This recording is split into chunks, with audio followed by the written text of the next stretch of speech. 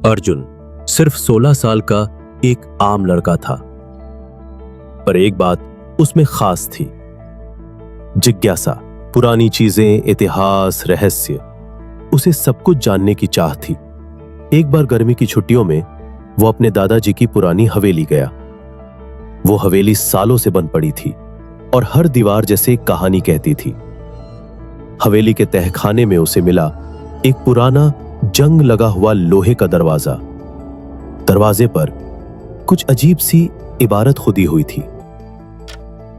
इस पार वर्तमान है, उस पार अतीत। दरवाजा 3 दिन तक खुला रहेगा, फिर हमेशा के लिए बंद हो जाएगा।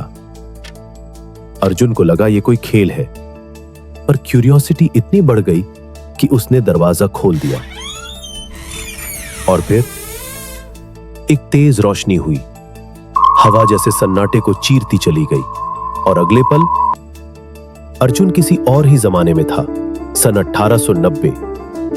चारों ओर बैलगाड़ियां, मिट्टी के घर, लोग पुराने कपड़ों में, ना बिजली, ना मोबाइल, ना कोई पहचान।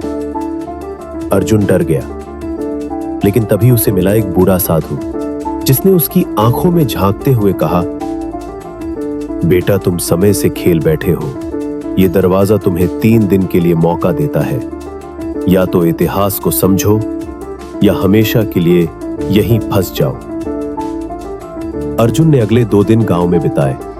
पुराने लोगों से मिला, सीखा कि उस समय लोग कितनी सादगी से जीते थे। उसे समझ आया कि हम आधुनिकता में जो खो चुके हैं, वो कभी इस जमाने का खजाना था।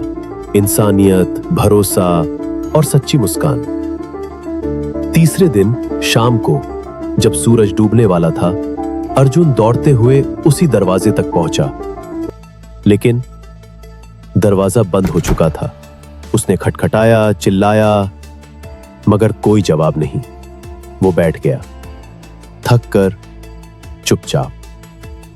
तभी साधु की आवाज फिर सुनाई दी, समय किसी के लिए नहीं रुकता अर्जुन, पर जो समय को समझ जाता है वो कभी कहीं भी अजनबी नहीं होता।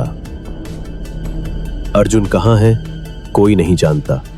कुछ कहते हैं वो 1890 में ही रह गया, कुछ कहते हैं उसने समय की दरारों से निकलकर वापस आना सीख लिया, और कुछ कहते हैं वो आज भी हमारे बीच है, बस पहचान बदल गई है।